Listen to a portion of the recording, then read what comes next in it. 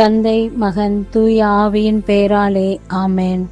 ஆண்டவரை போற்றுவோம். இறைவனுக்கு நன்றி. ஆண்டவரே, எம் இதழ்களை திறந்தருளும். எம் வாய்வும் புகழ்தனை எடுத்துரைக்கும். தந்தைக்கும் மகனுக்கும் தூய ஆவியாருக்கும் ஆட்சி உண்டாவதாக. துவக்கத்தில் இருந்தது போல இப்பொழுதும் எப்பொழுதும் என்றென்றும் இருப்பதாக. ஆமேன். மே 11 பாஸ்கா காலத்தின் 6ஆம் வாரம், திங்கட்கிழமை.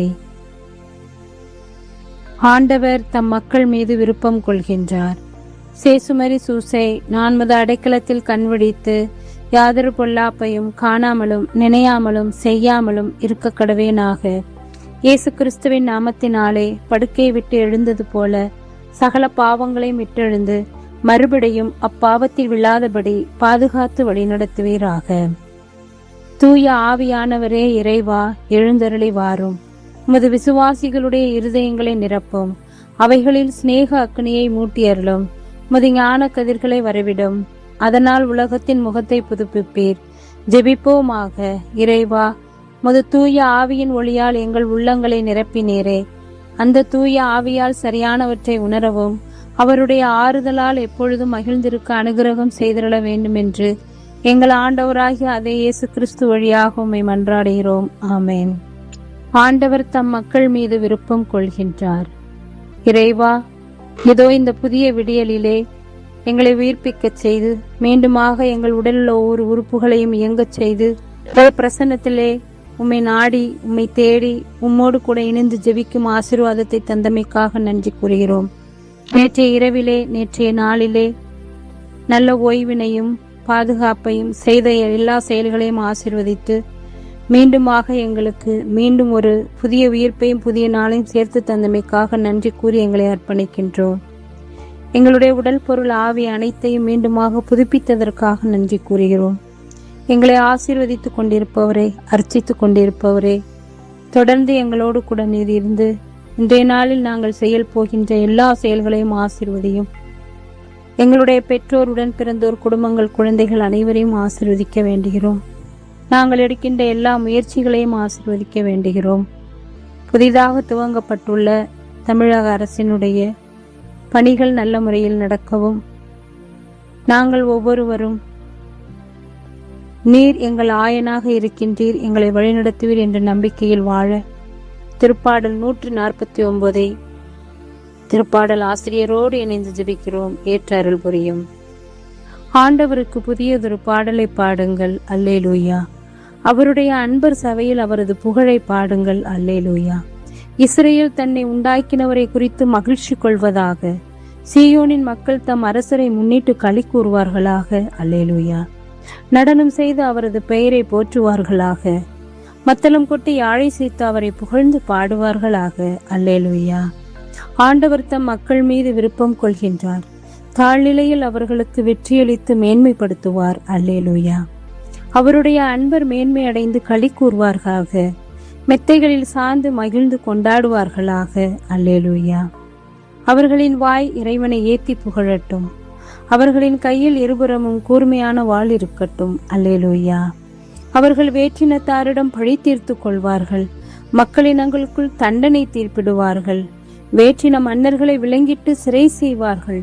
உயர்குடி மக்களை இரும்பு விலங்குகளால் கட்டுவார்கள். முன் குறித்து வைத்த தீர்ப்பை அவர்களிடம் நிறைவேற்றுவார்கள். இத்தகைய மேன்மை ஆண்டவர் தம் அன்பர் அனைவருக்கும் உரித்தானது. அல்லேலூயா. அல்லேலூயா. தந்தைக்கும் மகனுக்கும் தூய ஆவியாருக்கும் ஆட்சி உண்டாவதாக. துவக்கத்தில் இருந்தது போல இப்பொழுதும் எப்பொழுதும் என்றென்றும் இருப்பதாக.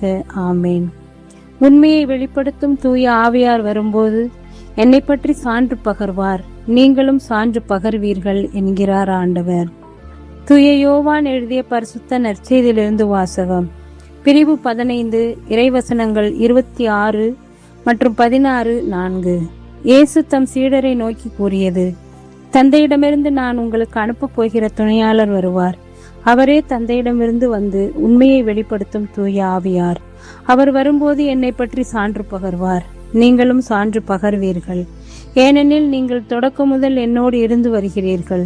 நீங்கள் நம்பிக்கை இழந்து விடாதிருக்க இவற்றையெல்லாம் உங்களிடம் சொன்னேன். உங்களை தொழுகை கூடத்திலிருந்து விலக்கி வைப்பார்கள். உங்களை கொல்லுவோர் கடவுளுக்கு திருப்பணி செய்வதாக என்னும் காலமும் வருகிறது. தந்தையையும் என்னையும் அவர்கள் அறியாமல் இருப்பதால் தான் இவ்வாறு செய்வார்கள். இவை நிகழும் நேரம் வரும்போது நான் உங்களுக்கு இவை பற்றி முன்பே சொன்னதை நினைவுபடுத்திக் கொள்ளுங்கள். இதற்காகவே இவற்றை உங்களிடம் கூறினேன். வாழ்வு தரும் கிறிஸ்துவின் நற்செய்தி. கிறிஸ்துவே உமக்கு புகழ். உண்மையை வெளிப்படுத்தும் தூய ஆவியாருக்கு மனம் திறப்போம். பணபலம், பொருள் வளமும் ஆற்றலும் ஆள்பலமும் கொண்ட லீதியாவின் மனதை ஆண்டவர் தொடுகிறார். கடவுள் யாரிடம் எப்பொழுது எங்கே பேசுவார் என்பதை யாரும் கணிக்க முடியாது என்பதை லீதியாவின் வாழ்வு இன்றைய முதல் வாசகத்தில் எடுத்துரைக்கிறது. உண்மையை வெளிப்படுத்தும் தூய ஆவியாருக்கு உள்ளத்தை திறந்தார் லீதியா. அவர் மட்டுமல்லாது அவரது வீட்டாரும் சேர்ந்து திருமுழுக்கு பெறுகின்றனர். ஆண்டவர் மீது நம்பிக்கை கொண்டோர் தங்கள் நம்பிக்கையை செயலில் காட்டுவர். இதன்படி தனக்கு இறைவார்த்தையை கற்பித்த பவுல் மற்றும் திருத்தூதரை தம் இல்லத்திற்கு வரவேற்று உபசரித்து தம் நம்பிக்கையை வெளிப்படுத்தினார் லீதியா. லீதியா என்றால் கிரேக்கத்தில் அழகானவர் என்று பொருள்.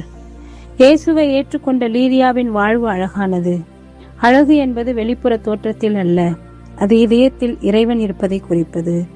நாமும் தூய ஆவியானவர் நம்மோடு கூட இருந்து நம்மிலே செயலாற்றுவதை, நம்மை செய்ய தூண்டுவதை உணர்ந்து தெய்வ பயத்தோடு தூய ஆவியானவருக்கு புனித இடமாக நாம் வாழ, புனித கோயிலாக வாழ அருள் வேண்டி ஜெபிப்போம்.